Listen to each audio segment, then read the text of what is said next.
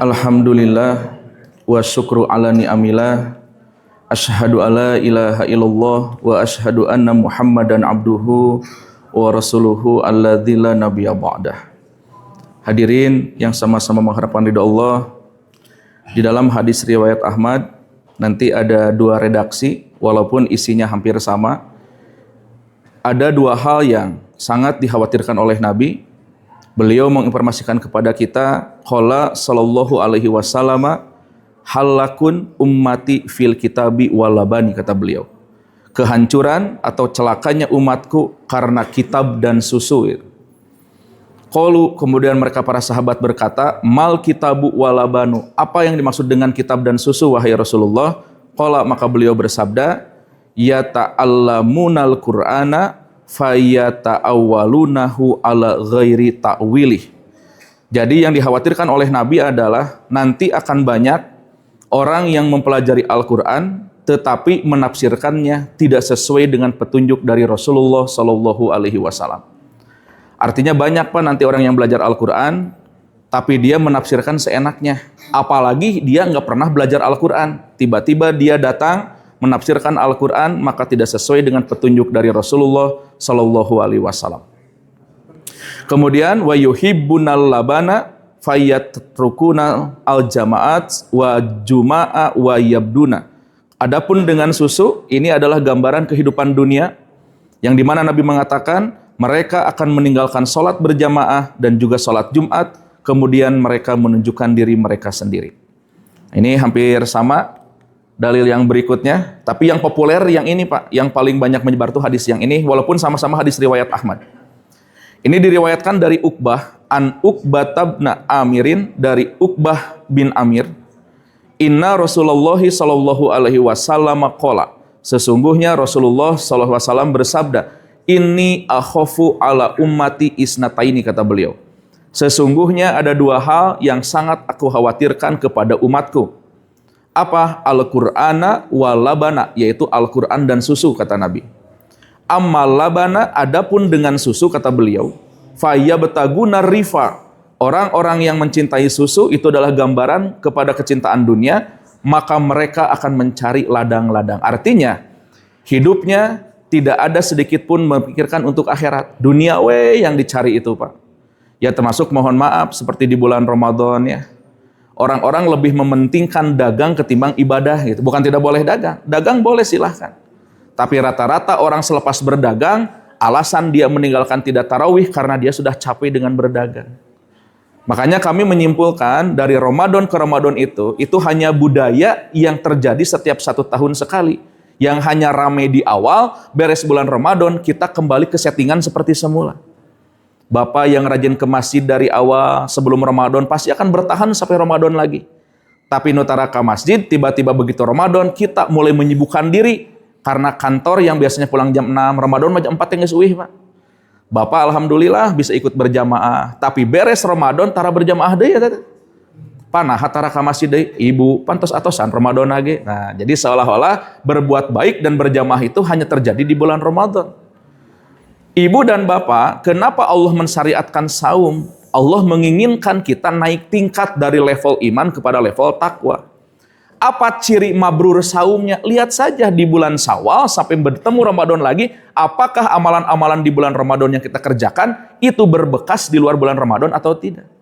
Justru ciri orang yang takwa adalah ketika beres Ramadan, dia tetap membaca Al-Quran, dia tetap mempelajari Al-Quran, dia tetap menjaga sholat berjamaah, dia tetap berinfak, dia tetap melakukan sholat malam, dan dia tetap melakukan hal-hal baik yang seperti dia lakukan di bulan Ramadan. Kalau di kita Ramadan itu hanya singgah Pak, jadi ngan sabulan cukup ibadah teh gitu. Beres Ramadan ditinggalkan lagi, disadari, tidak disadari, diakui dan tidak diakui, dan itu demikian. Makanya Ramadan hanya seperti datang menjadi sebuah budaya, bukan kewajiban yang Allah syariatkan kepada kita. Padahal ibu dan bapak, jika kita ketahui mengapa Allah menurunkan saum di bulan Ramadan. Dan yang menjadi berkah itu kan bukan Ramadannya. Ramadan menjadi barokah dikarenakan Allah mewajibkan saum 1 bulan lamanya di bulan Ramadan. Sehingga Ramadan menjadi ungkapan dari Nabi, Ramadan Mubarak, bulan Ramadan yang diberkahi oleh Allah Subhanahu wa Ta'ala. Nah kemudian Nabi juga mengatakan, jika dia mencintai dunia, wa yattabi'una syahawat, dia akan mengikuti syahwat nafsunya. Bapak, bisa kita cek bagaimana kisah Abdurrahman bin Auf. Beliau adalah sahabat yang ditakdirkan oleh Allah tidak pernah miskin. Beliau meninggalkan mencari kekayaan, tapi kekayaan mencari dirinya. Itu Abdurrahman bin Auf. Bahkan ketika berinfak, beliau selalu menghabiskan infaknya itu. Hartanya selalu dihabiskan. Tapi ada satu hal yang membuat Abdurrahman bin Auf sangat sedih. Padahal Abdurrahman bin Auf itu sasoleh kumaha. Hartanya diperjuangkan di jalan Allah, ikut perang Badar karena beliau termasuk sahabat senior. Tapi yang membuat Abdurrahman bin Auf sangat sedih adalah ketika Aisyah istri Nabi menginformasikan kepada Abdurrahman, "Ya Abdurrahman, Rasulullah pernah bertitip pesan kepadaku, nanti ketika di yaumul hisab, kamu akan datang kepada Allah dengan cara merangkak." Itu sekelas Abdurrahman bin Auf. Nah, kita yang mau menginfakkan rizki saja berpikir 2 kali, yang mau melakukan infak di jalan Allah saja berpikir berkali-kali, karena kita merasa harta yang kita miliki itu milik kita. Di dalam Islam ada konsep harta, harta adalah titipan. Jadi tugas kita adalah mengelola titipan yang Allah berikan. Makanya Islam menggunakan presentasi. Tapi hebatnya Allah, walaupun Allah menyebutkan harta adalah titipan, tapi Allah tidak pernah meminta banyak. Dari nilai kewajiban yang kita harus zakatkan, harus kita infakkan kan cuma 2,5% dari harta yang kita miliki. Allah nggak minta 25%, ku pajak orang 12%. Tapi Bapak dengan bayar pajak suka-suka ya gitu. Tapi ini 2,5% yang hese gitu kan. Nah ini Pak, Abdurrahman bin Auf saja yang ingin menghabiskan hartanya. Beliau orang yang soleh, sahabat yang dicintai Nabi, sampai Nabi mengatakan, engkau Abdurrahman, nanti tatkala dihisab akan datang kepada Allah dengan cara merangkak. Itu sekelas Abdurrahman bin Auf. Abdurrahman menangis Pak. Pada saat itu beliau bersedih gitu. Alasannya kenapa? Kata Nabi, karena orang yang kaya itu akan dihisab 2 kali. Dari mana harta itu engkau dapatkan dan untuk apa harta itu engkau belanjakan. Nah itu. Mantak mending benghar mending entong. Benghar. Nah itu mah lain pilihan. Cina itu mah nilai yang pastinya mah enggak itu mah. Tapi memang orang Islam tuh harus kaya. Agar kita bisa membantu saudara-saudara kita yang tidak mampu gitu ya. Jadi dengan harta kekayaan yang kita miliki harus menjadi jembatan, menjadi alat agar kita mendapatkan ridho dari Allah Subhanahu wa taala. Kemudian Nabi menyatakan apalagi kecintaan terhadap dunia, yatrukuna sholawat, dan dia akan meninggalkan sholat. Bapak cek tiap Jumatnya. Di sini mah nggak ada pedagang. Saya kalau di komplek yang lain, masjid di tengah, di pinggirnya tukang dagang hungkul, nu khutbah, nu salat, nu dagang gitu. Dia nggak merasa berdosa ketika meninggalkan sholat. Saya lebih kasihan kepada orang-orang seperti itu, karena oleh Allah rezekinya disempitkan di dunia, tapi dia nggak berpikir bagaimana agar hidup mewah di akhirat gitu. Justru harusnya berpikirnya kan demikian. Ketika Allah memberikan kepada kita rezeki di bawah orang lain, justru kita harus berpikir bagaimana kita akan memuliakan diri kita di sisi Allah. Di dunia kita sudah tidak punya apa-apa. Orang yang kaya memending Pak, dunia sudah dia nikmati. Apa-apa yang dia inginkan di alam dunia dia sudah mencobanya. Hanya tinggal saja rasa bersyukurnya kepada Allah. Ya, mudah-mudahan ya kita pun menjadi seperti sahabat tadi, Abdurrahman bin Auf, walaupun berat hisabnya di sisi Allah Subhanahu wa taala. Itu konsep susu kata Nabi. Makanya Nabi sangat menakutkan. Sampai ada satu kitab yang berjudul Kasful Kurbah, Pak. Artinya menyingkap kesedihan. Itu kitabnya tipis, cuma 30 halaman. Ternyata ketika dicek di awal-awal kitab itu menceritakan tentang bagaimana Umar bin Khattab saat memimpin perang ke Persia. Maka Islam mendapatkan kemenangan yang besar pada saat itu. Tiba-tiba Umar menangis. Kata sahabat, ya Amirul Mukminin, saya heran. Pada saat Islam memenangkan peperangan dengan Persia, kenapa engkau malah menangis? Kata Umar, yang aku takutkan kepada umat ini bukan karena menang perangnya. Lihat kamu, harta rampasan dari Persia begitu banyak dan begitu kaya. Yang aku takutkan adalah umat Islam, justru dia lebih melirik kepada harta-harta yang didapati hari ini. Umar tuh sampai menangis gitu Pak. Ya kan biasanya begitu ya, kita punya harta, can boga harta apa cita-citanya gede. Nanti kalau saya jadi triliuner, saya akan membangun masjid. Nggak jadi triliuner, kan bangun masjid, lebar gening, 200 juta ge lumayan gitu kan. Keur meuli pajaro hiji kan gitu berpikirnya. Itulah manusia. Tapi mudah-mudahan hati kita semua dilapangkan oleh Allah Subhanahu wa taala. Kalau Quran apa kata Nabi? Wa amal Qur'anu, dan adapun dengan Al-Qur'an, fayata'allamuhul munafikun, bukan masalah Al-Qur'annya, tetapi siapa yang membaca dan mengamalkan Qur'annya. Ternyata yang Nabi takutkan adalah ketika orang-orang munafik yang belajar Al-Quran dan paham dan mengamalkan Al-Quran.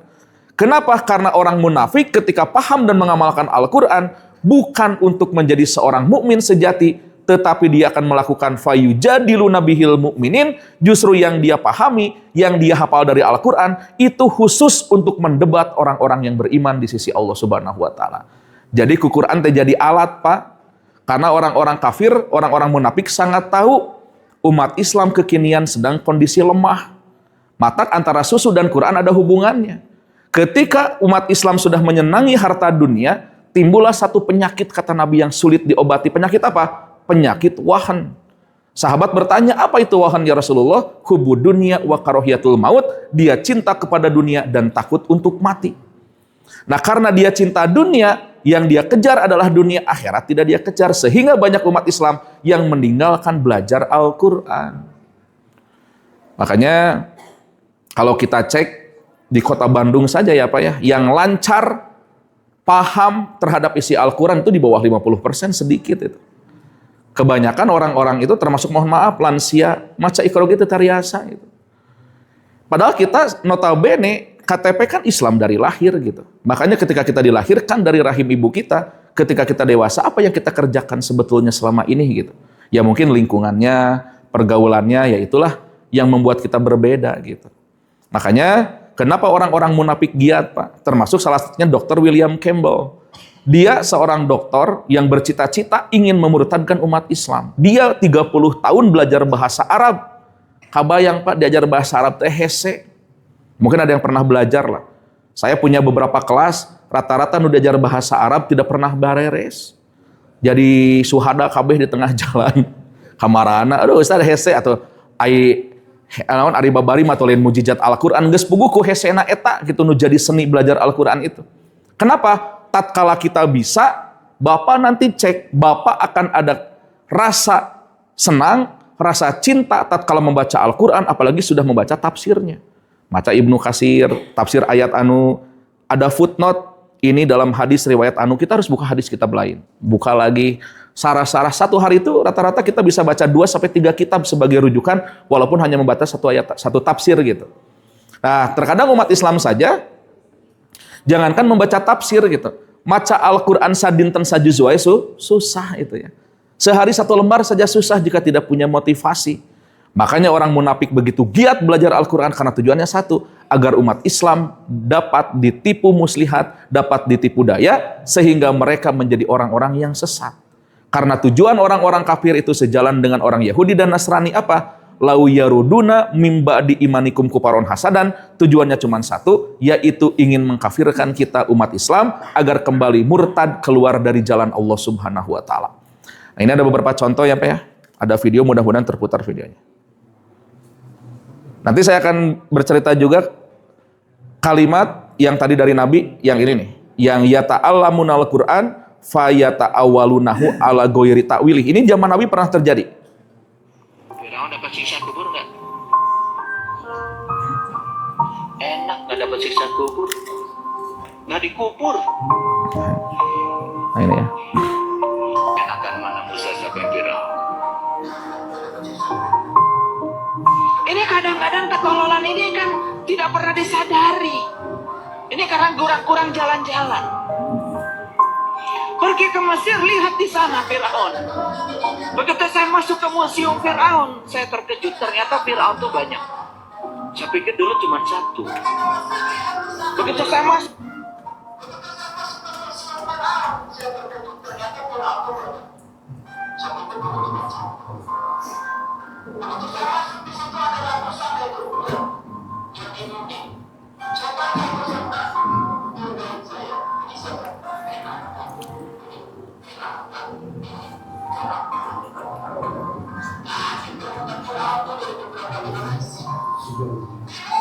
kalau tidak terdengar, ada teksnya ya Pak ya.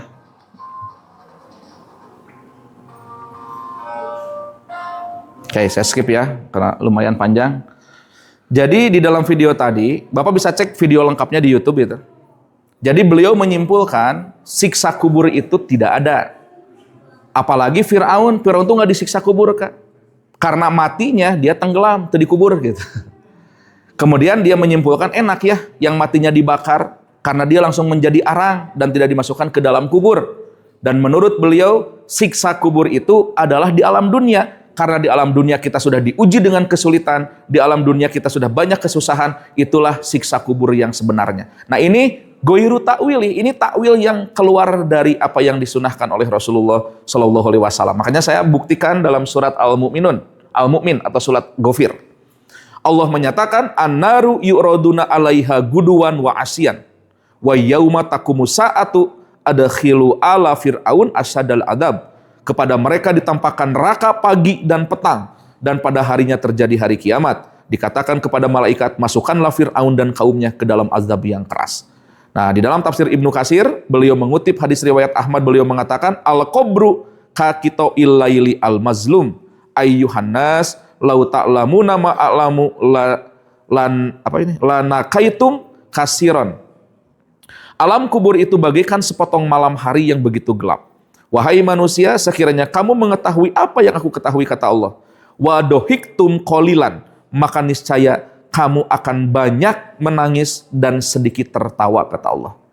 Ayyuhan nas astaidu billahi min adabil qabri fa inna adabal qabri haqqun. Maka manusia, mohonlah engkau perlindungan kepada Allah dari siksa kubur, karena sesungguhnya siksa kubur itu adalah benar. Ini ucapan dari Nabi. Bahkan ada doa kan, Allahumma inni a'udzubika min adabil qabri wa min fitnatil mahya wal mamat wa min fitnatil masihid dajjal. Sampai Utsman bin Affan pernah menangis di hadapan pembantunya, dan pembantunya bertanya, kenapa engkau menangis wahai wahai Utsman?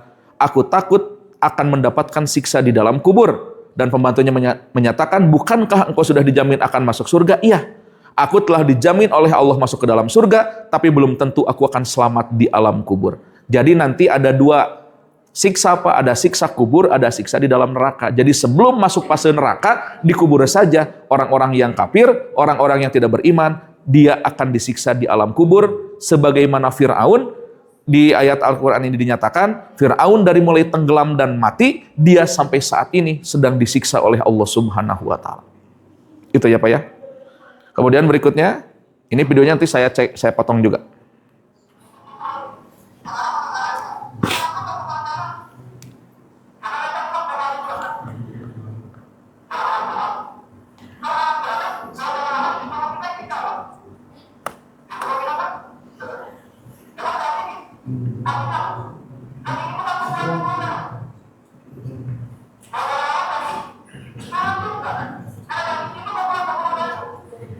Oke, kurang jelas ya suaranya. Jadi intinya beliau sedang menjelaskan kalau darah itu tidak haram dan boleh untuk dikonsumsi.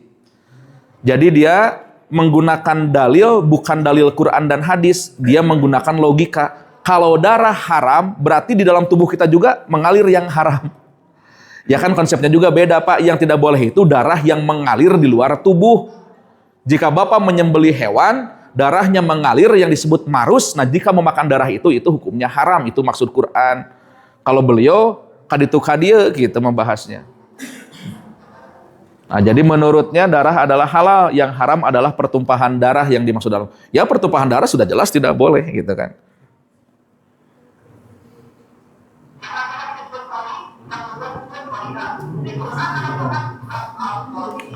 Nah, kalau ini yang sudah saya jelaskan di ahad sebelumnya, beliau menjelaskan tentang lafaz al-qari'ah.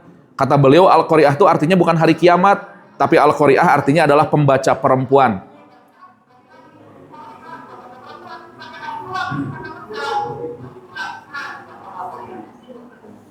Oke, sudah ya. Nah, ini sanggahan dalam Al-Quran. Hurrimat alaikumul maitatu wadamu. Diharamkan bagimu memakan bangkai dan darah. Dari ayat ini sudah jelas hukum mengkonsumsi darah, baik dalam keadaan mentah maupun biasanya yang sudah dalam keadaan masak, dengan berbagai pengolahan seperti direbus, digoreng, atau dibakar. Berbagai tafsir menjelaskan masyarakat Arab jahiliyah menuang darah hewan ternak pada usus, lalu membakarnya, kemudian memakannya ketika masak. Allah mengharamkan praktik memakan darah pada era Islam. Ya, Nah itu. Hikmah wal hikmatu minal dzabhi. Hikmah dari menyembelih hewan, gitu ya. Adalah penjagaan atas kesehatan. Muru'atu sihatil insanil ammah, yaitu menjaga kesehatan manusia secara umum. Kemudian wadaf udoruri anil jismi, dan juga penolakan madorot untuk tubuh manusia dengan memisahkan darah dari daging hewan dan menyucikannya dari darah karena mengkonsumsi darah yang mengalir hukumnya haram dikarenakan membahayakan manusia karena darah merupakan sarang kuman dan bakteri. Bapak bisa cek karya Syekh Wahbah Az-Zaili di dalam Al-Fiqhul Islam wal Adilah, gitu ya. Jadi kata beliau menafsirkan ayat ini, darah yang tidak boleh itu darah yang sudah mengalir. Kemudian ada yang dibekukan, ada yang seperti apa, baik diminum ataupun dimakan, itu hukumnya tetap haram, tidak boleh ya Pak ya. Nah ini sudah jelas. Nah, ada 3 video, nah ini video terakhir. Ini kalau ini ada ini ya.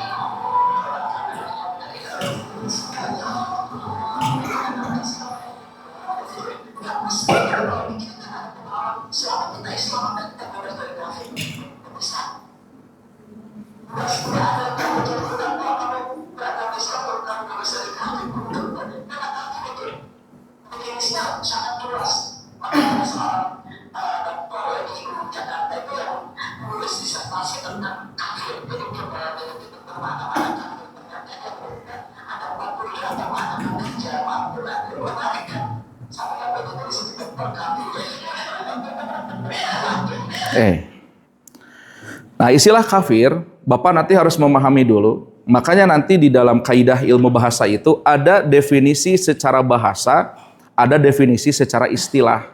Nah, definisi secara bahasa itu menerangkan bahasa secara umum. Kalau definisi secara istilah itu menerangkan sesuatu, dia mengerucutkan sehingga bermakna khusus. Nah, ini hebatnya bahasa Arab. Bapak jika belajar bahasa Arab, nanti fi'il madi ataupun fi'il mudhari termasuk fi'il amr, jika sudah bergabung dengan huruf jar ke depan itu maknanya akan berubah.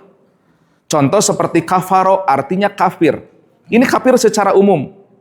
Tapi jika ada ungkapan kafarobi menggunakan huruf jar di depannya, maka ini kekafiran secara khusus. Dia menolak beriman kepada Allah, dia menolak beriman kepada Rasulullah. Makanya menggunakan kafarobi. Nah ini pentingnya kita belajar bahasa Arab. Gitu. Makanya jika kita tidak belajar bahasa Arab, kita tidak akan bisa membuktikan kebenaran firman Allah. Nah disinilah hebatnya diksi yang Allah pilih. Sehingga kalimat saum jeung siam, Pak, kenapa Allah menulis 2 kalimat ada saum dan siam? Yang benar saum atau siam? Bapak sekarang sedang saum atau sedang siam? Kita cek ayatnya ya. Ya ayyuhalladzina amanu kutiba alaikumus siam. Jadi sesuatu yang berhubungan dengan ibadah dan dia menahan diri dari sesuatu, dari ibadah itu disebutnya siam. Tapi kalau saum artinya menahan diri secara umum. Orang yang menahan diri dari sesuatu agar tidak terjadi sesuatu tidak ada hubungannya dengan puasa disebutnya saum. Ini ditemukan dalam surat Maryam. Ketika Maryam ibunda Nabi Isa mengatakan, inni nadartu lirahmani sauman. Aku hari ini bernadar kepada Tuhanku untuk saum. Artinya menahan diri dari apa? An ukalimal yaum an-nasa, dari berbicara kepada manusia. Nah itu saum secara umum. Nah inilah pentingnya bahasa apa. Makanya di dalam Al-Quran nanti banyak teks yang lahir dari lafaz yang sama. Seperti kalimat jana ya junu, artinya menutupi. Nanti dari jana ya junu lahir ada al-jinu, ada al-junnatu, ada al-jinnatu, ada al-jannatu, ada majnun. Itu lafaznya dari kalimat jana. Kenapa jin? Limada sumia jin al jin? Kenapa jin disebut jin? Karena dia tertutup oleh sesuatu sehingga mata dohir kita tidak dapat melihat jin. Kenapa surga disebut jannah? Karena surga seperti taman yang luas yang memiliki pohon yang rindang. Karena itu si tanah yang luasnya nampak tertutup oleh pohon-pohon, maka disebutlah al-jannah. Maka al-jannah diartikan kebun surga. Kenapa disebut junah? Junah artinya perisai. As-saumu asyamu junnatun. Saum adalah perisai. Artinya apa? Perisai itu jika menutupi tubuh kita akan aman. Maka disebut junah karena tubuh kita tertutupi. Kenapa lahir kalimat majnun dari kalimat jana? Majnun artinya tertutup akalnya. Maka orang gila adalah majnun, bahasa Arabnya dari kalimat jana, ya junu. Lahirlah begitu banyak bahasa, gitu, variasi dalam Al-Quran. Kalau kita kan baca terjemah mata ayat benten apa? Samiwe rata gitu. Nah, seperti sekarang definisi kafir. Siapa yang mengkaji terminologi kafir dalam berbagai macam kitab-kitab terpercaya atau muktabar akan mendapat kesimpulan yang sama. Intinya pengertian kafir adalah siapa saja yang tidak memeluk agama Islam yang dibawa oleh Nabi Muhammad. Nanti Pak, narasi yang dibawa oleh beliau itu adalah Profesor Musdah Mulia. Beliau aktif di UIN Jakarta. Beliaulah yang menggagas feminisme di Indonesia agar gerakan laki-laki dan perempuan setara, bahkan memperbolehkan pernikahan perbedaan agama, bahkan memperbolehkan juga pernikahan sesama jenis. Ada bukunya nanti itu. Dicek ya.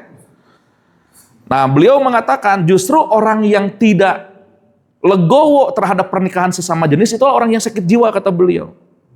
Ada itu di jurnal, di majalah, saya lupa lagi, Justisia. Majalah Justisia itu adalah rubrik yang dikeluarkan di UIN Semarang kalau tidak salah. Dan itu disetujui oleh rektornya.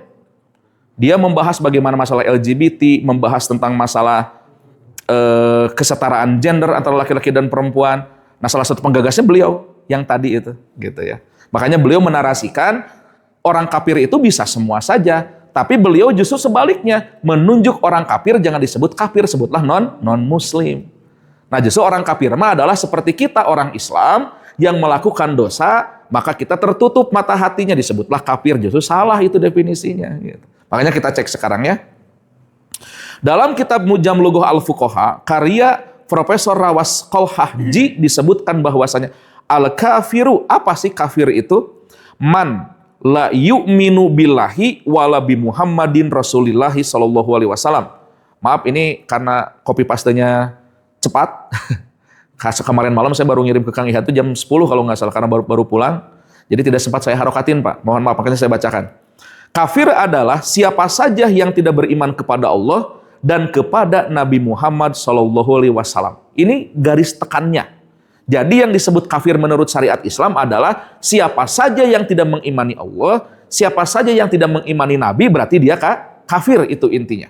Makanya ada surat Al-Kafirun, sudah jelas. Mereka menolak ajaran dari Islam.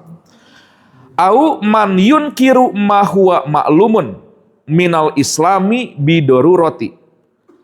Atau siapa saja yang mengingkari ajaran apapun yang diketahui secara pasti berasal dari Islam, ya, seperti sholat, haramnya zina dan lain-lain, atau yang merendahkan kedudukan Allah dalam risalah Islam.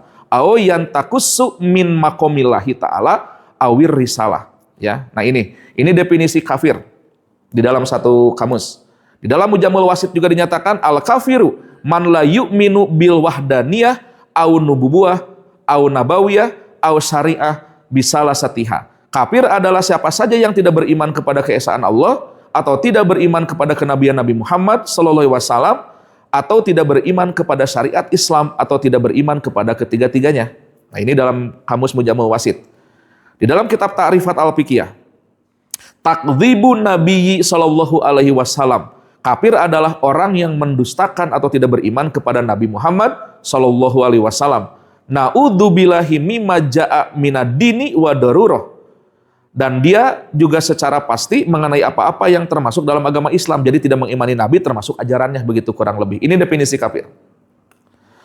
Nah, dari definisi kafir di atas, jelas sekali yang dimaksud istilah kafir intinya adalah ghairu muslimin, orang yang tidak memeluk Islam, baik kafir asli maupun kafir murtad. Di dalam Islam, di dalam kitab Ahkam At-Ta'amul Ma'al Ghairil Muslimin, Syekh Khalid Muhammad Al-Majid menyimpulkan, ghairul muslimin, orang-orang yang bukan muslim itu siapa? mereka man lam yu'min birisalati nabiyina Muhammadin wa alaihi wa alihi wa sahbihi. Siapa saja yang tidak beriman kepada agama Allah, maaf lupa. Enakan maca. Nah ini ya, sampai sini. Nah, maka atau siapa saja yang tidak beriman kepada salah satu ajaran pokok yang diketahui secara pasti sebagai bagian dari agama Islam, maka mereka menurut istilah syar'i disebut kafir. Jadi intinya kafir itu adalah orang yang menolak ajaran Allah, orang yang menolak ajaran Nabi, tidak beriman kepada Allah dan tidak beriman kepada Rasulnya. Ini yang disebut dengan kafir. Jadi bukan orang Islam yang melakukan maksiat, orang Islam yang melakukan maksiat bahasanya beda lagi. Makanya nanti pada dalam Al-Quran ada mukmin artinya orang beriman. Ada kafir artinya orang yang menolak ajaran agama. Ada fasik orang yang berdosa. Orang beriman yang dia mengakui iman kepada Allah dan Nabi, tapi dia tetap melakukan maksiat dan berbuat jahat disebutnya fasik. Dan jika ada orang yang beriman, dia mengaku beriman kepada Allah dan kepada Rasulnya, tapi dia enggan melakukan hukum ajaran Islam, disebutnya munafik gitu. Tidak sampai kepada derajat kafir, tapi hati-hati. Orang yang sudah mendapat label fasik, orang yang sudah mendapat level munafik, jika dirawat kefasikan dan kemunafikannya, dia akan naik menjadi kafir seperti kafir hakiki. Nah ini harus dijaga. Ada orang yang bangga ninggalkan sholat, terus juga orang atuh. Tara sholat tapi beunghar. Tanya dia bangga dengan meninggalkan sholatnya. Lihat saya tidak pernah sholat tapi orang-orang menghormati saya. Itu istidraj namanya gitu ya. Nah ini yang harus kita pahami. Kemudian, nah adapun pendapat kafir adalah lawan dari iman, bukan lawan dari Islam. Jadi Islam lawan sanes kafir, gitu kan. Lawan dari kafir adalah iman. Jadi orang yang tidak beriman disebut kafir. Orang yang mengimani Allah dan Nabi disebut mukmin. Nah, itu lawannya yang tepat. Makanya Rasulullah menyatakan la yarisul muslimul kafiro walal kafirul muslima. Orang muslim tidak mewarisi kekafiran dan orang kafir tidak mewarisi nilai-nilai keislaman. Nah, itu ya, ini hadis dari Rasulullah. Adapun pendapat bahwa orang Yahudi atau Nasrani saat ini tergolong orang mukmin, sungguh penafsiran yang batil. Mereka yang mengkaji kitab-kitab tafsir muktabar seperti tafsir Jalalain, tafsir Ibnu Katsir dan tafsir At-Tabari akan mendapatkan penafsiran yang benar mengenai ayat Al-Quran surat Al-Baqarah ayat 62 dan Al-Maidah ayat 69. Ringkasnya orang Yahudi dan Nasrani yang tergolong beriman hanya ada dua. Pertama, Yahudi dan Nasrani yang masih memegang agama yang murni yang hidup sebelum diutusnya Nabi.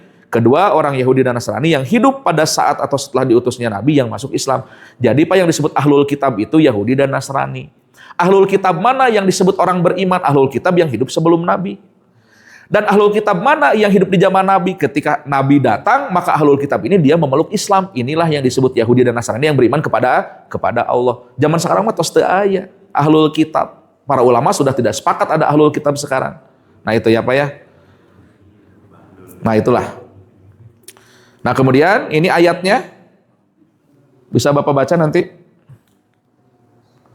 Ya. Nah ini dalil yang tadi yang saya sebutkan. La yarisul muslimu al-kafiro walal kafiru al-muslima. Jadi orang muslim tidak mewarisi kekafiran dan orang kafir tidak mewarisi keislaman. Ya. Nah ini nanti di dalam tafsirnya Imam As-Suyuti menyatakan wa fil ayati anal kafiro la yahilu nikahul muslimati bihalin. Di dalam ayat di atas, nah ini dalam surat Mumtahanah ayat 10 ada larangan pernikahan orang kafir dengan orang-orang muslim. Dalam ayat ini terdapat hukum bahwa lelaki kafir tidak halal menikahi wanita muslimah sama sekali. Nah, sedangkan orang-orang liberal dia menarasikan bolehnya nikah lintas agama dengan alasan Yahudi dan Nasrani adalah ahlul kitab, orang yang beriman kepada Allah. Itu sudah ditentang oleh para ulama, tidak boleh ya. Nah, ini dalil-dalilnya, Pak. Oke. Nah, ini wala yuzawiju kafirun muslimatan bihalin bi ijma'i ahlil ilmi. Laki-laki kafir tidak halal menikahi wanita muslimah sama sekali berdasarkan ijma para ulama. Jadi ulama seluruh dunia sepakat tidak boleh menikahnya orang kafir dengan orang Islam atau orang yang beriman kepada Allah. Oke, nah barulah kita masuk nanti kepada Al-Ghoronik, ayat-ayat setan ini. Nah ini kejadian di masa Rasulullah. Nah sebelum saya bercerita tentang Al-Ghoronik, pernah juga satu kejadian, ada sahabat senior Pak. Sahabat senior itu namanya Qudamah bin Maz'un. Siapa Qudamah ini? Huwa akhu Utsman, dia adalah saudara laki-lakinya Utsman. Dan dia menikah dengan adik dari Umar Ibnul Khattab. Sehingga Qudamah adalah pamannya Ibnu Umar dan pamannya Hafsah murangkalih ti Umar. Satu saat ketika Umar bin Khattab menjadi khalifah, maka terpilihlah Qudamah menjadi gubernur di Bahrain. Nah, pada saat itu kejadian ini dialami oleh sahabat junior yang bernama Abdullah ibnu Abbas. Makanya Abdullah bin Abbas lah yang meriwayatkan hadis ini secara langsung. Kata beliau, inna suroba fi ahdi Rasulillahi sallallahu alaihi wasallam yudrobuna. Sesungguhnya para pemabuk di zaman Rasulullah itu dipukul hukumannya bil aidi dengan kedua tangan, wal aso dengan kayu ataupun dengan yang lainnya. Hatta tuwfiya sampai Rasulullah diwafatkan oleh Allah Subhanahu wa taala. Maka muncullah Khalifah Abu Bakar selama 2 tahun. Abu Bakar pun sama demikian. Jika ada orang yang mabuk, Abu Bakar akan menghukum dengan 40 kali pukulan.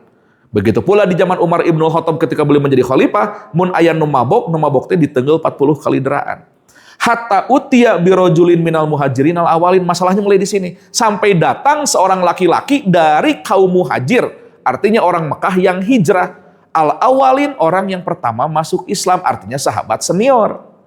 Mengapa disebut sahabat senior? Karena dia sudah ikut hijrah di awal, usianya sudah cukup dewasa, dan dia pernah ikut perang Badar. Ari Ibnu Abbas mah disebut sahabat junior, karena begitu Nabi hijrah, usia Ibnu Abbas masih 3 tahun. Ibnu Abbas hijrah ke Madinah ketika Futuh Mekah di tahun ke-8, berarti 8 tambah 3, 11 tahun. Ibnu Abbas pas hijrah nabi 11 tahun, maka disebut sahabat junior gitu. Nah, kejadiannya apa? Sampai ada pemuda bapak-bapak di kaum muhajir yang ketemu mabok dan dilaporkan kepada Umar. Buktinya banyak dia itu bermabuk gitu. Akhirnya Umar menulis surat agar Qudamah datang ke Madinah untuk disidang. Padahal kan Qudamah teh dulur apa? Suami dari adiknya. Adik ipar itu. Nah, sebelum disidang, tiba-tiba Qudamah menyatakan, "Ya Amirul Mukminin, wahai pemimpin orang-orang yang beriman, baini wa bainaka kitabullah, di antaraku dan di antara kamu ada Al-Qur'an.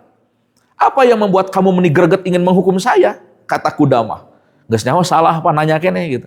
Tapi Umar dengan tenang, beliau yang jadi hakim pada saat itu karena beliau khalifah. Fi ay kitabillahi, di dalam ayat Allah yang mana, di dalam kitab yang mana kamu menemukan akan lolos dari hukuman hari ini? Ada, kata dia. Ternyata dia membacakan ayat Al-Quran. Apa? Dia membacakan tidak berdosa ya orang-orang yang beriman, kemudian dia bertakwa lagi kepada Allah setelah dia meminum minuman yang keras, yaitu dalam surat Al-Maidah ayat 96. Jadi kata beliau, tidak berdosa. Laisa alaladina amanu wa amilus solihati junahun fima to'imu idha matakau wa amanu wa ahsanu sumatakau wa amanu sumatakau wa ahsanu. Barang siapa yang sudah meminum minuman yang haram, kemudian dia sebelumnya beriman dan setelah itu dia beriman kembali kepada Allah, maka dosanya dihapus. Bayangkan pas seorang sahabat yang sudah jelas ketemu tangan dia mabuk, dia membela dengan menggunakan ayat Quran. Ayat yang dimana ayat tadi menyebutkan tidak berdosa orang yang minum, kecuali setelah minum itu dia kembali beriman. Dia mengatakan, wa ana minadalika, dan aku orang itu. Aku orang yang beriman kepada Allah, aku orang yang berbuat baik, dan setelah itu aku mabuk, dan setelah mabuk aku kembali beriman kepada Allah. Sayalah orang-orang itu, kata Qudamah. Dia menghitung, menghitung jasa. Syahidtu ma'a Rasulillahi Badran wal Khandaq wa Hudaybiyah. Aku orang yang pernah berperang bersama Nabi di Badar. Aku pernah hadir di Hudaybiyah. Aku juga pernah ikut perang Khandaq, kata Qudamah bin Maz'un. Umar hanya bisa menggeleng kepala. Kata Umar, siapa halayak yang hadir di sini yang mau membantah ucapan Qudamah bin Maz'un? Berdirilah Ibnu Abbas yang berusia 16 tahun pada saat itu. Kata Ibnu Abbas, maaf Bapak Qudamah, sebagai senior saya, betul ayat Quran itu apa adanya dan Allah sudah menurunkan ayat itu. Dia menjelaskan, inna hadihil ayat ungzila udron lil madin. Ayat ini diturunkan oleh Allah sebagai penghibur atau sebagai informasi kepada orang-orang yang hidup sebelum khamr diharamkan. Dulu khamr tidak haram. Ketika satu kejadian imam masjid sholat bari mabok, salah maca, dilaporkan ke Nabi, turunlah ayat walat taqrabus sholata indakum sukaro, janganlah kamu mendekati sholat ketika mabuk. Itu belum diharamkan. Tiba-tiba satu masa umat Islam sedang mengalami pesta miras, turunlah ayat Al-Maidah ayat 90, innamal khamru wal maisiru wal azlamu wal ansabu ridzun min amali syaitan. Kata Ibnu Abbas, setelah turunnya ayat ini, surat Al-Maidah ayat 90, ini benar-benar miras sudah diharamkan oleh Allah Subhanahu wa taala. Kenapa turun ayat 96? Tadi udron lil madin, sebagai kabar gembira saja. Karena begitu turun pengharaman Homer, sahabat ada yang bersedih. Kenapa bersedih, Pak? Bagaimana dengan saudara-saudara kami yang syahid? Bagaimana dengan saudara-saudara kami yang sudah wafat sebelumnya, sedangkan dia masih suka minum khamr? Berarti di dalam tubuhnya ada sesuatu yang diharamkan oleh Allah. Turunlah ayat 96-nya, laisa alal ladina amanu wa amilus solihat junahun fima to'imu. Bagi mereka yang telah beriman sebelumnya kepada Allah, jika dia minum minuman yang diharamkan dan belum turun ayat yang tadi, dosanya dimaafkan oleh Allah Subhanahu wa taala. Kemudian Ibnu Abbas mengatakan, wa hadhil ayat ungzilat hujatan lil bakin, dan ayat ini diturunkan sebagai pendapat, sebagai hujah pengharamannya untuk orang yang hidup setelah turun ayat ini. Berarti siapa Qudamah bin Maz'un? Sebagai pemimpin, sebagai gubernur, sebagai sahabat senior, menyalahgunakan ayat-ayat Al-Quran untuk melindungi dirinya dari hukum Allah Subhanahu wa taala. Itu sahabat senior, bayangkan, Pak. Dia khilaf karena sedang mabuk pada saat itu. Akhirnya Umar mengatakan kepada Ibnu Abbas, sodakta ya Ibnu Abbas, engkau benar Ibnu Abbas. Memang begitu ayat yang Allah turunkan. Jadi Ibnu Abbas itu makanya disebut sebagai terjumanul Quran, sang penafsir Al-Quran di usia muda pada saat itu. Akhirnya Umar mengatakan, mada tarauna, apa pendapat kalian untuk orang ini, kata Umar. Berdirilah Ali bin Abu Thalib, kata Ali, jika dia mabuk, maka dia akan mengada-ada. Karena dia mengada-ada, dia ngomong akan tidak karuan, kata Ali. Kalau begitu hukumlah yang biasa hukuman 40 kali deraan, maka hukumlah Qudamah 2 kali lipat dengan 80 kali deraan, dikarenakan dia juga sebagai pemimpin, sebagai gubernur, sebagai pejabat publik yang harusnya menjadi contoh, dia malah menunjukkan nilai-nilai yang dilarang oleh Allah Subhanahu wa taala. Pertanda Islam ini begitu adil, tidak melihat siapa yang bersalah. Ketika dia bersalah, hukum Islam tetap tajam kepada orang yang bersalah. Beda jeung diurang kudu diceritakeun, sudah banyak cerita gitu ya. Nah itu Pak, itu kondisi para sahabat. Nah termasuk Al-Ghoronik ini. Al-Ghoronik ini bentuk jamak dari Girkun. Girkun itu artinya bangau. Al-Ghoronik artinya bangau-bangau. Kenapa ada ayat yang berbunyi bangau gitu? Karena orang kafir menuduh Nabi menyebutkan watil kal ghoronikul ula, dan itulah bangau-bangau yang ditinggikan, artinya Nabi sama-sama menyembah kepada bukan Tuhan, dan orang kafir Quraisy sangat senang. Makanya pada saat itu orang kafir Quraisy sama-sama ikut sujud bersama Rasulullah Shallallahu Alaihi Wasallam. Nah kita cek kenapa turun ayat ini. Nah, ada apa nanti buku karya Salman Rushdie itu. Beliau orang India sebetulnya, tapi yang tinggal di Inggris itu. Beliau menulis di tahun 1988 novel keempatnya yang laris itu, namanya The Satanic Verses, ayat-ayat setan gitu. Nah, isinya sebetulnya menceritakan tentang kisah dua orang, si Gabriel sama siapa saya satu lagi itu. Nah, Gabriel ini dia ternyata beralih dimensi gitu karena dia sudah meninggal jatuh dari pesawat itu. Karena menurut si penulis, nggak mungkin orang yang jatuh dari pesawat selamat. Dia pasti hidup menjelma menjadi manusia baru. Nah, si Gabriel menjadi malaikat, yang satu lagi menjadi setan, jadi iblis gitu. Jadi isi nanti cerita nanti setan yang iblis.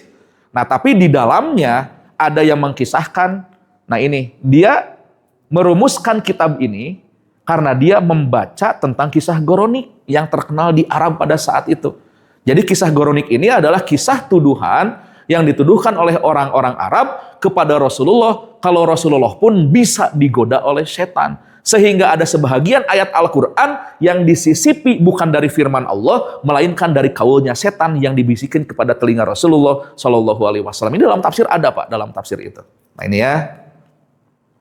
Nah ini bukunya, Bapak kalau mau baca boleh, tapi bahasa Inggris kalau tidak salah ya. Berbahasa Inggris bukunya ini. Nah ini. Nah Salman Rushdie ini. Ada berbagai macam versi lah. Ini versi yang terbaru kalau tidak salah yang ini. Oke, sampai Yosef Sketch itu menyatakan bahwa Nabi bersujud. Kafir Quraisy pun ikut bersujud. Lalu disebutkan bahwa setelah itu Jibril mendatangi Nabi Muhammad. Lalu meminta Nabi membacakan apa yang telah dibacakan sebelumnya. Lalu Jibril mengatakan bahwa ayat itu merupakan ayat yang berasal dari setan. Jadi Jibril tadi cek deh. Ya Rasulullah, kamu tadi baca apa, kata Jibril? Bacakan lagi ayat yang tadi. Bas, Nabi membacakan, itu terjadi pada surat An-Najm sisipannya. Ayat 19, 20, nah ayat 21-nya disisipi oleh ayat Al-Ghoronik ini. Padahal di dalam Al-Quran tidak pernah ada ayat itu turun kepada Nabi gitu. Dua ayat, 21 dan 22 itu. Nah, bayangkan Pak, dia saja yang bukan orang Islam, dia sampai tahu kisah tentang Al-Ghoronik ini. Nah, dia ingin mengklaim kisah ini dijadikan bukti gugatan oleh Joseph Sketch dalam salah satu ulasannya di dalam buku yang berjudul The Origins of Muhammadan Jurisprudence. Selain itu, orientalis seperti Karl Brockleman dalam karya yang berjudul Getstage, nah hese bahasa Belanda ya, Der Islamischen Volker. Nah, eta baca apa? Halaman 37 yang terbit pada tahun 1939 di Leipzig. Dan juga Alfred Guillaume dalam karyanya dengan judul Islam halaman 35 dan 36. Jadi banyak akademisi-akademisi yang non-Islam dia menuliskan ini agar menuduh kalau Rasulullah pun terbawa hawa nafsu dan terbawa arus. Artinya agar umat Islam hilang kepercayaan kepada nabinya. Oh gening, Nabi Muhammad kagodanya. Nah itu intinya. Jadi kita kalau sudah tidak percaya kepada Nabi, kita mau menjalankan ajaran siapa nanti ke depan gitu. Itu halaman yang beliau inginkan itu. Bahkan Sketch pun menganggap kisah tersebut sengaja ditutupi oleh masyarakat Islam. Cik patrosan singkurim, Bapak kantos ngadangu teu kisah ieu. Tuh acan kan karek nembe ayeuna. Makanya kata beliau kisah ini sengaja ditutup oleh umat Islam agar menutupi kekurangan Rasulullah Shallallahu Alaihi Wasallam.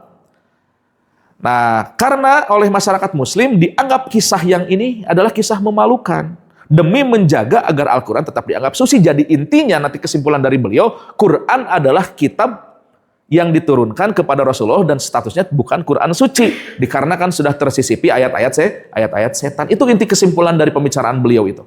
Ya, Bapak bisa cek bacaannya di sini.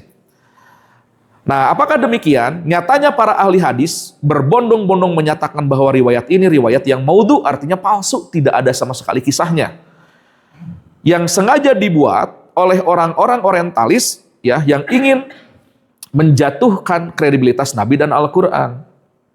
Mereka menentang keras keabsahan riwayat yang tidak memiliki otoritas dan validitas yang dapat dipertanggungjawabkan baik secara silsilah sanad maupun secara muatan isi riwayat. Nah inilah Pak, pentingnya ketersambungan sanad gitu. Belajar dari siapa, informasi dari siapa, kumaha informasi, nah kapan terjadi, apa yang terjadi pada saat informasi ini turun, dipelajari oleh para ulama ahli riwayat itu. Ternyata setelah ditelusuri dan dipelajari, kisah Ghoronik ini benar-benar tidak pernah terjadi. Ini hanya tuduhan palsu kepada Rasulullah Shallallahu Alaihi Wasallam. Nah, awal mula kisah Ghoronik singkat saja. Ketika menafsirkan surat Al-Hajj ayat 52, Allah menyatakan di garis yang saya garis bawahi kalimatnya, illa idza tamanna alqa asyaiton fi umniyati. Melainkan apabila dia mempunyai satu keinginan, setan pun memasukkan godaan-godaan ke dalam keinginannya. Jadi jika Rasulullah punya keinginan, beliau kan bermunajat kepada Allah. Nah, nanti setan akan membisikkan kepada Nabi. Sehingga keinginan-keinginan yang diwujudkan oleh Nabi seolah-olah dikabulkan oleh Allah. Padahal bukan. Padahal itu hasil dari bisikan setan kepada Rasulullah Shallallahu Alaihi Wasallam. Nah, kejadiannya ketika beliau membaca surat An-Najm. Nanti ya, ketika membaca surat An-Najm. Nah, ini ayatnya Pak. Ketika beliau menyatakan afarra'aitumul lata wal uzza wa manatas salasatal ukhra. Jadi ayat 19-20-nya dia menyatakan Nabi, maka apakah patut kalian orang-orang musyrik menganggap berhala Lata dan Uzza dan juga Manat yang ketiga sebagai anak perempuan Allah. Nah, tiba-tiba orang kafir menyusupi sebuah cerita palsu. Setelah ayat 20 Nabi membacakan tilkal goronikul ula. Itulah Ghoronik, artinya ya itulah burung-burung bangau yang mulia. Wa inna syafa'atuhunna la turja, yang dimana burung-burung bangau itu dapat memberikan syafaat kepada para pemujanya. Itu kurang lebih isi ayatnya. Nah, mendengar ucapan Nabi demikian, orang kafir bergembira sehingga mereka ikut sujud. Saat Nabi dan semua orang muslim sujud, saking gembiranya mereka berujar, Muhammad telah memuji Tuhan kami dengan pujian yang melangit. Bapak bisa cek di dalam kitab Mafatihul Ghaib gitu ya, tafsir. Nah, ini Pak riwayat yang lengkapnya. Nah, ini yang di garis yang saya beri bold. Nah, ini ayat 19, ayat 21, ayat 22. Padahal ayatnya ini yang aslinya itu. Tilka idan kosmata diza ini. Ini ayat yang aslinya. Sebetulnya ayat ini tidak pernah ada. Ini hanya bagian daripada narasi orang-orang kafir untuk memfitnah Rasulullah Shallallahu Alaihi Wasallam. Ya. Nah, keganjilan. Pertama, tidak ada kejelasan riwayat. Jadi artinya para ulama sepakat, riwayat tentang Ghoronik ini tidak ada sama sekali jalurnya Berarti kalau tidak ada sama sekali jalurnya, benar-benar dibuat untuk menjatuhkan Rasulullah Shallallahu Alaihi Wasallam. Jadi hadisnya pun ditemukan nggak ada. Jadi para sahabat atau para ahli tafsir tidak menemukan sama sekali ada kisah goronik, bahkan sepatah kata sedikit pun tentang goronik itu tidak ada. Ini hanya menjadi kisah dari mulut ke mulut yang diinformasikan kalau Rasulullah pernah tergoda oleh godaan setan. Nah ini yang dikatakan. Ya, nah ini. Hadihil kisah goiru sabitah min jihatin nakli. Kisah ini tidak subut jika ditinjau dari sisi pandang penukilannya. Muhammad bin Ishaq bin Huzaimah ditanyakan tentang riwayat ini. Hada wud'un minazanadiqah. Ini adalah buatan orang-orang zindik. Orang-orang zindik itu ya orang-orang kafir yang hidup pada masa itu. Dalam kitab musnadnya Imam Al-Bazar mengatakan wahadal hadisu la na'lamuhu yurwa anin Nabi sallallahu alaihi wasallam bi isnadin muttasilin anhu. Tidak kudapati riwayat hadis ini yang sanadnya bersambung kepada Rasulullah sallallahu alaihi wasallam. Makanya kita bersyukur Pak, ada ulama ahli hadis, ada kitab tentang rawi ya, tahdibu rawi dan lain sebagainya, menjaga keabsahan cerita, menjaga keabsahan berita yang benar-benar berita itu sampai kepada Nabi atau tidak. Karena jika tidak sampai, itu disebut hadis doib atau hadis maudhu jika tidak ada asarnya sama sekali. Alhamdulillah Allah telah menakdirkan lahirnya ulama-ulama yang paham terhadap ilmu hadis. Yang terakhir nih, yang kedua, kenapa Al-Ghoronik dianggap sesuatu yang tidak bertentangan dengan ajaran Islam? Kedua, bertentangan dengan nas. Nah, ayatnya nanti Bapak bisa cek. Ya, nanti bisa cek dalam surat Al-Isra nih. Wa inna kadu liyabtinunaka anil ladina auhayna ilaika litaftari alaina ghairah. Wa ida latakhuduka kholilan. Kalimat kadu artinya hampir. Pada ayat di atas memberi makna hampir terjadi, yang berarti indikasinya tidak terjadi. Jika jelas Allah mengungkapkan bahwa mereka tidak sampai memalingkan Nabi dari apa yang Allah wahyukan, maka juga jelas pertentangan dengan kisah Al-Ghoronik. Nah, di dalam kitab Masahib, Muhammad Abdurrahman Tosan diantaranya menjelaskan keistimewaan Al-Quran dibanding kitab suci yang lain. Allah telah menjamin. Ini Pak, jaminan Allah. Inna nahnu nazalna dzikra wa inna lahu lahafidun. Sesungguhnya kami menurunkan Al-Quran dan sesungguhnya kami benar-benar memeliharanya. Bahkan banyak yang ditantang oleh Allah. Ya silakan ciptakan, buatlah ayat-ayat yang serupa kata Allah. Tapi tidak ada seorang pun yang mampu menyerupai bahasa Al-Quran yang begitu istimewa. Itu ya Pak ya. Kemudian 3 fase Al-Quran dijaga oleh Allah. Yang pertama, sebelum Al-Quran diturunkan, kepada Nabi Muhammad, Allah selalu menjaga Al-Quran di Lauhul Mahfudz. Jadi di Lauhul Mahfudz Allah yang langsung menjaganya. Yang kedua, penurunan terjadi ketika turunnya wahyu kepada Nabi Muhammad melalui malaikat Jibril. Fase kedua ini merupakan fase yang mengagumkan dengan merujuk pada riwayat yang sahih yang menjelaskan proses turunnya wahyu tidak hanya melibatkan Jibril saja, namun Allah mengutus beberapa malaikat yang menyertai Jibril dan menjaga Jibril dari segala sisi untuk mencegah setan agar tidak menyamar menjadi malaikat untuk mengelabui Nabi Muhammad SAW. Nanti Bapak bisa cek di dalam tafsir Ibnu Katsir, ketika Ibnu Katsir menyatakan ayat-ayat yang berhubungan dengan sihir, bahwasanya setan itu punya tempat nongkrong di atas langit. Payak udu asyaiton alal maqoid, dan setan-setan itu duduk di atas kursi-kursi yang berada di langit, maq'ad itu. Untuk apa? Dia ingin mendengar kabar, ingin mendengar berita atau wahyu yang Allah turunkan kepada Jibril nanti akan dilakukan kepada Rasulullah. Nah, untuk menjaga itu, maka Allah menjaga Jibril melalui malaikat-malaikat yang lain agar terhindar dari provokasi setan dan agar setan tidak menyerupai Jibril. Sehingga begitu Jibril datang ke Rasulullah, benar-benar yang datang adalah malaikat Jibril yang disucikan oleh Allah Subhanahu wa taala. Maka muncullah ayat ya, la yamassuhu illal mutahharun, tidaklah orang yang menurunkan Al-Qur'an yang menyampaikan kepada Muhammad kecuali makhluk yang disucikan oleh Allah Subhanahu wa taala. Nah, ayat ini Bapak kalau bisa cek dalam Quran Mushaf Indonesia, ya, yang bukan yang sekarang, mushaf-mushaf yang dulu, ada di cover di bagian pinggir ada tulisan la yamassuhu illal mutahharun. Itu artinya bukan larangan untuk memegang Quran bagi orang yang haid, bukan. Itu tuh ayat yang menjelaskan bagaimana Jibril membawa Al-Quran kepada Rasulullah. Artinya Al-Mutahharun adalah Jibril, bukan manusia. Nah itu ya Pak, di dalam tafsir sudah jelas. Ini berkaitan dengan Jibril melindungi wahyu yang diturunkan kepada Rasulullah Shallallahu Alaihi Wasallam. Yang terakhir, yang ketiga, fase ini sangat masyhur di kalangan para sarjana dan cendekiawan Islam. bahwasanya di antara penjagaan Allah terhadap Al-Quran ialah dengan banyaknya penghafal Al-Quran, kemudahan susunan bahasa, efek yang dihasilkan oleh keindahan diksi dan makna menjadikan Al-Quran mudah untuk dihafal. Inilah yang menjadikan Al-Quran begitu istimewa. Bapak nanti kalau baca ya ayyuhalladzina amanu, kesananya pasti hubungannya dengan Allah. Jika ya ayyuhan nas, kesananya dengan Rob. Itu sudah diksi pilihan Allah, akan lebih mudah kita hafalkan. Makanya nanti di Quran tahfidz, di Quran hafalan, ada yang di bold ya, yang diberikan ciri. Nah itu untuk memudahkan kita menghafal awal atau akhir ayat. Bapak kalau beli Quran tahfidz, Quran hufaz, Quran hafalan, kalau tidak bisa cara menggunakannya, anggar hese. Nah harus tahu cara penggunaannya, kedah aya guruna nu ngajarkeun cara metode menghafal menggunakan Quran hufaz itu. Gitu. Nah itu ya Pak ya. Jadi di bulan Ramadan ini adalah momentum terbaik. Allah menyatakan di dalam surat Al-Baqarah ayat 185, Syahrul Ramadanalladzi unzila fihil Qur'an hudan linas. Ya, yang dimana Allah menginformasikan Allah menurunkan Al-Quran di bulan Ramadan. Untuk apa Allah menurunkan Al-Quran? Hudan linas, sebagai petunjuk bagi sekalian manusia.